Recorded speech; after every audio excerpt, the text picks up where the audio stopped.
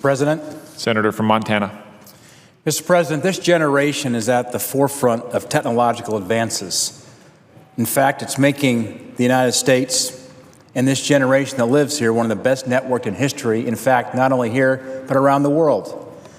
The need for new and better technology to accommodate such a generation has also left a gaping hole in the security of our country. In recent years, cybersecurity attacks and breaches have multiplied and left American citizens incredibly vulnerable. Make no mistake, the cybersecurity of the United States is in grave danger. But unfortunately, proper precautions and reforms needed to set a better course have yet to be taken. Just look at last week's headlines. USA Today recently reported hackers have attempted to compromise the Department of Energy over 1,100 times between 2010 and 2014. And these attackers have been successful over 150 times. In a 2013 breach, these attackers gained access to information on over 104,000 Energy Department employees. After these attacks, the auditors noted unclear lines of responsibility and a lack of awareness by responsible officials. Yet, nothing was done to mitigate the potential for future attacks. Our government needs to stop being content with simply being reactive to serious cybersecurity threats. There are no deterrents or consequences to these foreign attackers. Not one person in the Department of Energy has faced consequences. The CIO of the Office of Personnel Management, the OPM, remains in charge after one of the largest hacks on federal employees. In an age ruled by technology, it is our responsibility to make sure we take the necessary steps to protect the information of the American people. This past Monday, I held the first biannual Montana High-Tech Jobs Summit in my hometown of Bozeman at my alma mater, Montana State University. We had over 600 Montanans attend. We need to be more disruptive of the status quo in the technology sector rather than passively sitting by as other nations innovate and leave us behind. We need to encourage STEM education in our classrooms and bring more people into the sciences and technology sector.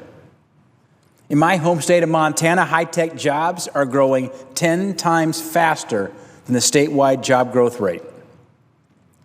Last year alone, 40% of the wage growth in our entire state took place in Gallatin County, the county where Bozeman is located, and has become a hub of technology.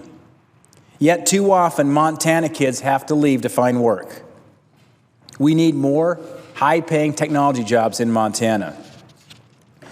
During my time at the cloud computing company Right Now Technologies, which was founded, started up, and grew to a company that was acquired by Oracle for $1.8 billion called Right Now Technologies. Over the 12 years I was there, I saw firsthand how Montana is becoming a leading hub for innovation and high-tech job growth.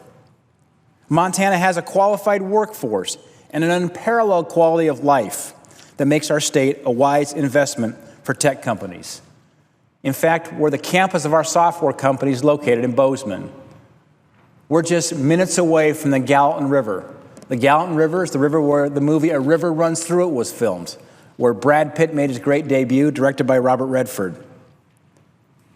This tech summit showcased the great work being done in our state, a state where we can combine the quality of life, of fishing, of hunting, of backpacking, of mountain climbing, spending time with family outdoors, with technology and creating world-class high-tech companies, because millennials want to be able to have that quality of life, but they also want to have a world-class career in building global companies. This tech summit allowed our nation's tech leaders to share their views and experiences and encourage our future tech leaders to lead. It provided a unique opportunity for our state's tech and business leaders to learn from one another. We had a great slate of speakers and panelists from across the technology industry. Leif Olson, the Senior Vice President for Cloud Operations for Oracle. Dr. David Newman, a Montana native and the new Deputy Administrator at NASA. We had 2 of the 5 FCC commissioners, Ajit Pai and Michael O'Reilly. We had Doug Burgum, the former CEO and chairman of Great Plains Software. Great Plains Software was started up in North Dakota. He grew that company. It was acquired by Microsoft in 2001 for $1.1 billion, the largest acquisition at that time for Microsoft. And now Doug's co-founder and partner of Arthur Ventures and chairman of the Kilborn Group.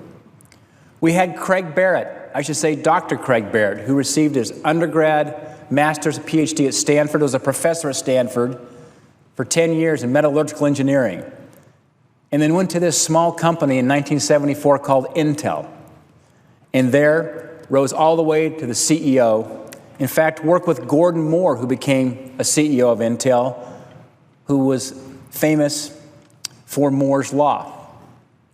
Mike Gogan, the managing director of Sequoia Capital, a company that was an early and initial investor in companies like Google, YouTube, Apple, PayPal. We had Will Lansing, a former board member of Right Now Technologies and now the CEO of FICO. We had Matt Rose, the BNSF executive chairman. We had panelists as well who explored issues of critical importance to our technology sector, our cybersecurity infrastructure, and our economy. All of these individuals convened in Bozeman on Monday. And you don't think about the Gallatin Valley as being a hub of technology, maybe Silicon Valley.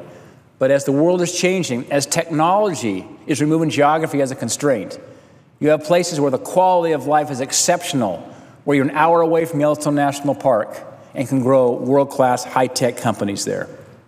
We heard from cybersecurity professionals from Microsoft, from Facebook, that we need not only to run faster, technically speaking, but work together between the private and public sectors to fend off potential hackers. We heard how technology is removing geography as a constraint. We heard how companies are adopting innovative cybersecurity practices to keep information safe while maintaining global competitiveness. We learned about the importance of maintaining and advancing our technology infrastructure and the factors that affect startup companies' ability to grow, attract investments, and create jobs. We have great technology leaders moving our country forward and working to protect our country, but we need to run faster than those who are seeking to destroy us. We need to ensure that we don't have burdensome regulations facing our entrepreneurs and our companies. We need to continue to encourage policies that drive innovation. Thank you, and I yield back my time.